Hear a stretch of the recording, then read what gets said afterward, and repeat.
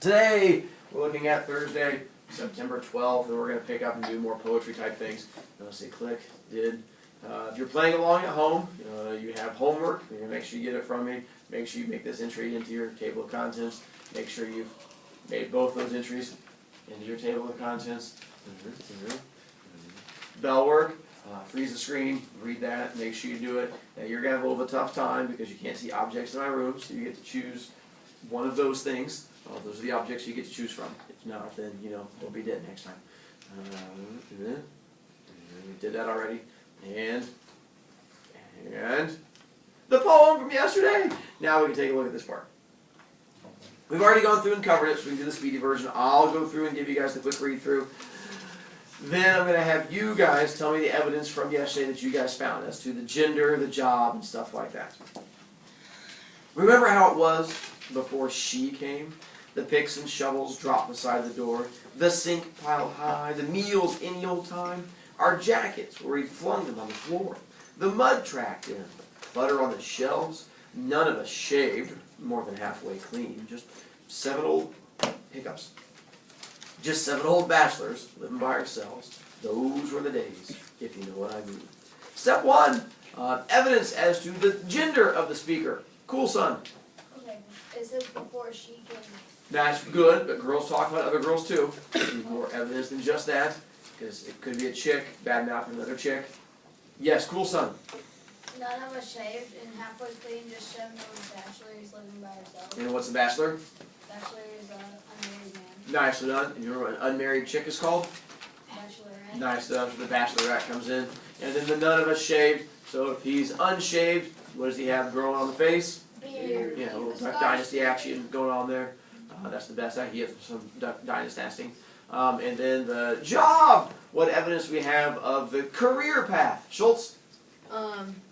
He could be a miner because they have pickaxes And shovels. nice done. Picks and shovels. So we'll go with mining or farming or something along those lines. Christy? A cemetery digger. Cemetery digger, because everyone wants to be a good cemetery digger. Aaron? Construction work. Construction worker, nicely done. And then we find out evidence as to how he keeps his house. What kind of order is the house in? Lolo? Awful. Why do you say awful? Because sinks are piled high and there's pickaxes outside and there's mud in there and there's clutter on the shelves and there's probably shedding. Yes, shedding. That's the worst. And so we have the sinks piled high. We have the clutter everywhere. We have the shedding from the animals coming in the house, as we find out later when she's cleaning everything. Little squirrels running around and stuff like that, because those little things are awful. And that takes us to the second stanza. As I'll go through and read the second stanza, figure out who he is upset at and why he is upset. She scrubs, she sweeps, she even dusts the ceilings. She's made us build a tool shed for our stuff. Dinner's at 8, the table setting's formal, and if I weren't afraid I'd hurt her feelings, I'd move until we get her married off and things can gradually slip back to normal. Lexi, who's he upset at? The girl. The girl. And why is he upset at the girl? Because she cleans all the stuff. Nice. Well, then she cleans everything. But she does more than just cleaning. That's just the first step. What other issues does she have besides cleaning? Blake? She, sets the table. Nice done. You have to have a set table. You can't just eat things straight out of the microwave. Blunt? The table stands formal. The fact that now they have to set the table, and not only that, but you have like the knives and the forks and the spoons in the right spots and stuff like that. Heron? She's OCD. And why do you say OCD? Because she wants everything to be perfect. Nice done, the perfect and the cleanliness. Schultz? And also, she told them to build a tool shed. No more just taking your pickaxe and whacking it into the wall when you walk into the house. You have to actually put it into a tool shed. Using all that information, we were able to figure out who the speaker was yesterday. And with that information, who was the speaker in our poem, Castro? Girl. Close. That's a girl, and our speaker's a boy. Oh, no. 7 doors. Nice done. One of the 7 dwarfs. And using the tone of the poem and how it's written, we can nail it down to figure out exactly which one it is. Frash? The grumpy one. The grumpy. What's the grumpy one's name? Grumpy. Good job, just checking, make sure. Grumpy. And then what evidence in the poem can you find to tell me whether or not he hates the girl? Does the speaker hate the girl? Yes or no? Using the evidence from the poem, is there hatred in there? Chrissy? I have a question. I do too. Can you answer my question? And only if you'll answer my question. I cannot agree with those conditions. Schultz! Okay, he does not hate her because he said, I'm afraid I would hurt her feelings if he... Nicely done. And if you hate someone, you enjoy hurting their feelings. Much like me and Christy. What's OCD? Obsessive compulsive disorder, where you want to have everything nice and neat and straight. Oh. Not the most exact comparison, but it's on the right idea. It's where you can't stand to have things out of place. One part of it, but yeah. Like the opposite of him. Like the opposite of that dude. And we'll skip this poem. And let's go to this poem. On the back side of your paper. Flip it over, and you have the one that says, Living Tenderly. Oh, well, you guys are all over that. This one, once again, is going to be a riddle poem, where it does not come out and tell us who the speaker of the poem is. You're going to have to use evidence in there. Luckily, there's a whole bunch of similes and metaphors, because that just makes life all kinds of fun. So sure, Lake, we'll have you read the first stanza, and then I'll read the first stanza, and then we're going to try and find similes and metaphors and stuff like that. And Lake away. Wait, before you Lake away.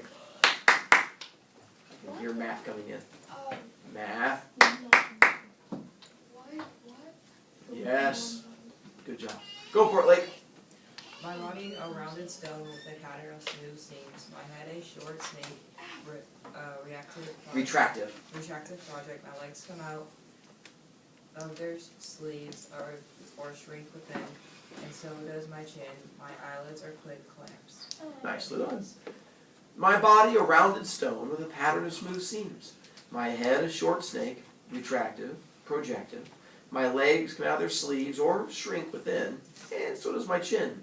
My eyelids are quick clamps. Like before, you don't get to tell us who the speaker is. We're going to find the evidence, the similes and metaphors and stuff like that. Bowrin, go for it. Where do you see our first similar metaphor in there?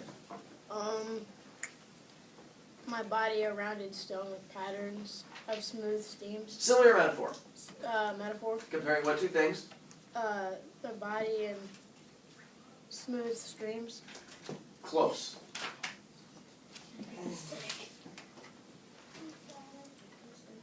My body and pattern. Getting closer. Comparing the body to something. So my body is this thing. A rounded stone. Nicely done, Bowrin. You're not done yet. Why is he comparing his body to a round stone? What is he trying to say about himself? His head is big. Not bad. It could be the fact that he has a big head. We'll keep going in that direction. Hey, let's back up. Bowrin, have you ever seen a stone? Yeah. You ever touched a stone? No. You never touched a rock? No. Oh yeah. Okay, just making sure. If not, like I have a rock to throw at you.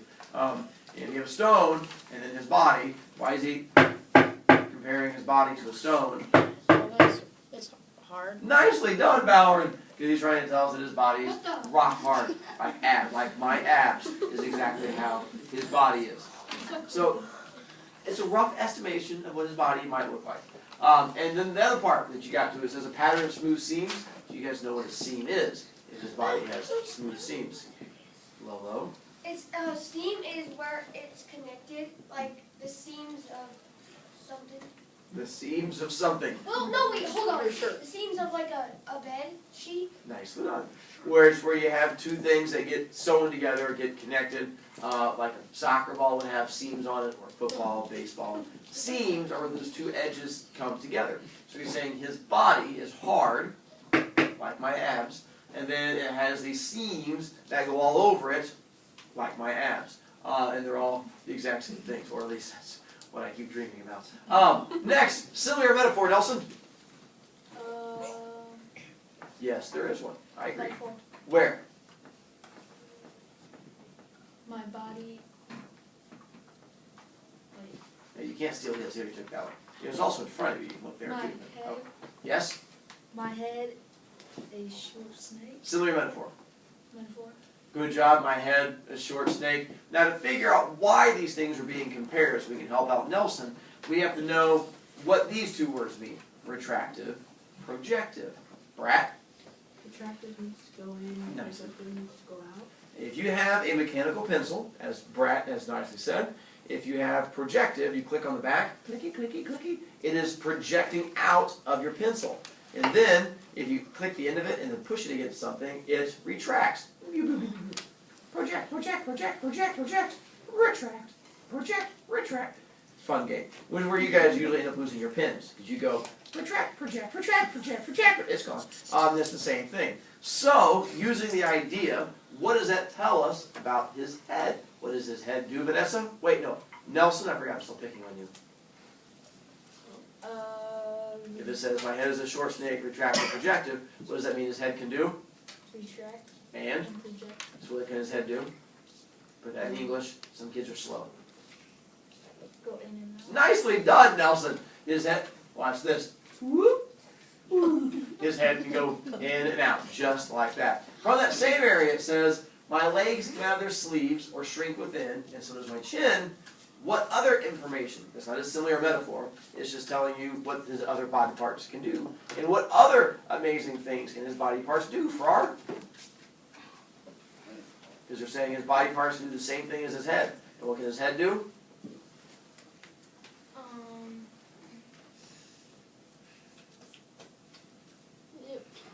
Go up and down. So what can his legs and arms do? Go up and down. Nicely done. That's what he's saying, that his legs coming in and out of their sleeves. Sleeve. Same thing. And so that's the same idea. And we do have one more simile and or metaphor in there. Nicely done. I agree. I was the same. McGee was going to get to too. I felt the same way. It wasn't me. They called on you, McGee. I wouldn't. That's horrible. McGee, any other similes or metaphors that you see in there? Yes, Mr. Broviak? I know. I have faith in you. Yes. Where do you see it? My legs come up. Oh, never mind. And we already did that one, so it's down below that. Don't you try to steal his answer. My You support eyelids are weak. clamps. It's also in front of you in your paper, too. Like Comparing what two things? Wait, is it a simile or metaphor? metaphor. Good job. Comparing what two things? Eyelids and clamps. You know what clamps are? Nicely done. And the clamps, the little things that smash together. Technically, your eyelids are clamps too. They're just not real strong clamps. And you can't hold on to them. I mean, you might be able to. They're pretty impressive. But it's just the idea they can squish together. His eyelids, the speaker person, his eyelids were like, and they close together really well. Yes? Can I answer to what they're talking I about? haven't asked that question yet. Can Next stanza. We have more similes and metaphors. Sure, Delucia, you want to read this one? I'm proud of you. Go for it. My back is my roof. I am always at home. I travel where my house walks. It is a smooth stone. It floats within the lake or rests in the dust. My flesh lives tenderly inside its bones. Nicely done. Finding more similes and metaphors before we can figure out who the speaker is. My back is my roof. I'm always at home. I travel where my house walks. It is a smooth stone. Excuse me. It floats within the lake or rests in the dust. My flesh lives tenderly inside its bone. Sorry, itchy nose. I know it's the worst thing ever. Itches, I hate itchy things. But allergies, what are you going to do? Vanessa, now I get to pick on you. It's been too long. I felt the same way. You just picked on me a few minutes ago. It's completely different. For a year, similes or metaphors did you find in this one? Metaphors. Nicely done. What do you see in metaphor? My back is a roof. Good job. Is that it? You said which one was that? A simile or a metaphor? Metaphor. Okay. Good job. Comparing what two things? The back and the roof. Nicely done. Back and a roof. Now here's where it gets tricky. Why compare his back to a roof? What is he trying to say about his living style, if you will? They're flat. Not bad. Could be the fact that they are flat. I can see that. Bowron. Okay. Go like this. So you're saying not flat? No. It goes like good. Yeah. Angly. Yeah. I think that's a math word. I can see that also. Lolo. Because they're both heavy Heavy. Not and on bad. top. And on top. They are on top. Yes. They both. It's where they both have someone living in them. Not bad. He lives under it, so the same thing with the roof. Well, to continue with the thinking, it says, I'm always at home. I travel where my house walks. So if he is always at home, and he's always traveling wherever his house goes, what type of person would that describe? Schultz? A stay at home. Not bad. Maybe someone who never leaves their house. Well, you can go the exact opposite direction too. Matt? Wait, can I answer the speakers? No. I want to know what we're referring to when it says that it's traveling where my house walks. He's always at home. What kind of person would that be? Free age. Person that lives on a houseboat. I hadn't thought about a houseboat. You could look that way too. Sure. Lake. Hello. I was going to go hobo too. So someone, if you're always going where your house lives, it means you don't have a home because your house is on you the whole time. So the fact is, no matter where you go, you're at home because you don't get to actually have a home on your own. Unless you're stuck inside or you live on a houseboat. We'll go with that one too. Another similar metaphor? Yeah, That's what I'm going for. Our next similar metaphor. What do we have there? Blunt. A smooth Wow. stone. Nicely done, but you picked a tricky one, so I'm proud of you. Because what two things are being compared is you can't say it because it's a pronoun. So you have to know what it is referring to. Sky? Nicely done, Blunt. Most kids mess that one up. Comparing his back to a smooth stone, but you're not yet done, Blunt. One more question. Why are we comparing his back to a smooth stone? They're both Flat? not bad, and Hard? nicely done, Blunt. The fact that it's both flat and hard. And the last part where it says it floats within the lake or rests in the dust, my flesh lives tenderly inside its bone. No similars or metaphors, just going to pointing to who the actual speaker in the poem is. Now, as to who the actual speaker is, there's a number of different arguments when you have to use evidence in the poem to figure it out. All right, Brady, He's a turtle. you say turtle. Yeah. Now, I also hear crab. So my question becomes between these two, crab, turtle, is there evidence in the poem that would nail it down one way or the other? Because this is typically the two sides I hear, and you have to be able to present the evidence from the poem to prove it. Castro. It says, my eyelids are closed. And which one does that make, a turtle or a crab? Crab. Why do you say crab? That's crab. Those are good, they have little hand clamp things, not bad thinking. But here it's saying his eyelids are like that. I like what you're thinking, because the crabs do have the clampy things. The turtles definitely don't have clampy things, if you will. Vanessa? His head and his arms and legs can go in and out. So is that turtle or crab? Turtle. And why is that? Because a turtle's arm, head, and legs can go in and out. Not bad. Crabs usually do more of the landing gear type thing this way. I can roll with that. Heron? My body is a rounded stone with a pattern of smooth seams. Now, don't they both have a hard shell? Yeah, but it has seams. Which one, the crab? No, the Oh. turtle. Nicely done. Turtle definitely has more of the seam things on there. Lake, since your name's in there, I'll call on you.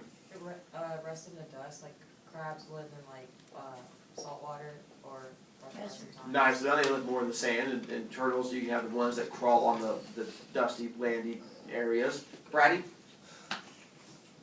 It doesn't really say anything about the crab's claws. You're right. It never does mention claws, and you would think if you have claws, that's a pretty big thing to put in there. So that's sort of an omission thing. Not a bad idea. Cool, son? It says that crabs don't go in lakes. On occasion they do, but it's rare. But specifically, what does it say he does in the lake? Yeah. Float. Nicely done. Crabs don't float. You take a crab and throw it in there, no matter how much their little legs kick back and forth, they just go blub, blub, blub, blub, blub, down to the ground at the very bottom. Also, the one where it's taught, this whole thing right here, you know why that would point to a turtle as opposed to a crab? Because they both have shells. But, Lolo, Dang it. The back is his roof, and I'm always at home. Well, the crabs don't have like a house on them, like the turtle, because the turtle shell. not bad, because crabs actually live in holes. Hermit crabs. The hermit crab, the only difference, and I agree, that throws things off. But crabs, if you ever go to the beach, there's actual crab holes. If you go along the beach, there's holes in the sand you can cram your hand down into. I don't recommend it, but you can. Turtles, there's no such thing as like a turtle hole or anything like that. The turtles just walk around and just plop down wherever they're walking. Blunt? My head is a short snake. Which one does that make it? Turtle. Why? Because the turtle has a longer neck. Not bad. And the crabs have their little eyeballs on sticks that you can poke. They just keep popping down. You just keep. They're fun to play a little game. You just keep poking them, they go up and down. One last thing I want to get to is I realized going over this poem, a lot of kids don't realize how turtles work. And I realized when going over discussions with them that some kids think that turtles are very similar to cartoons, where the turtle can take off the shell, like put it next to it, like run down the street. And that's not how turtles work. The turtle's shell is actually part of its skin. It's just a really, really hard skin. If you were to poke a hole in a turtle's shell, then you would actually see guts on the other side of it. There's not like skin on the inside of it. So to help demonstrate that, I've brought in a little friend. Hang on. I hope you don't poke a hole. One of his other kids in his It's okay. class said about the turtle. Why would you keep it in a bag? Because that way he thinks it's nighttime and he doesn't freak out. I don't want him running around my room. You have issues. Turtles don't run. Ouch! Jeez! That's fun every time. I'm going to come around and show you guys the turtle shell. You can get a chance to look at it. When we come around and you see it, what you're going to see on the inside of it are your ribs. These things that you feel right here. Really close to the camera. These little things right here, your ribs, they go around and connect to your spine. You can feel the same thing with the turtle shell. There's little ribs on the inside there that you can grab too if you want to come up and take a look at it. There's also, you want to give it a quick tap on the turtle shell, you're more than welcome. Don't punch it. That's why there's holes there, because the kid punched it before. I had to beat him on the head with it, put a hole into it. I'm guessing. It's also flavored. If you want to lick it, it's turtle flavored. Cool, can I? Yeah. Tastes like chocolate What you said to and lick? caramel and nuts. Weren't fast enough. You said You can feel the ribs. Careful to bite Oh, you. can I? For sure. Well, they're broken off on this one, but you can see them in there. Little turtle ribs in there. Ah. That's fun, Castro. Turtle shell. I want to lick it. It's good to want things. Right? Don't look Like at chocolate. Talking about turtles, I live near like a creek or something like that has moving water. There's turtles that live in there. I tried to my house. And turtles have salmonella like chocolate. No, they don't. Saw the turtle started screaming. And then she didn't get out of the house. I was like, maybe like one behind my leg, and my cat ate the bunny in there. Funny because it ran across water, and it tried to swim, and it goes down.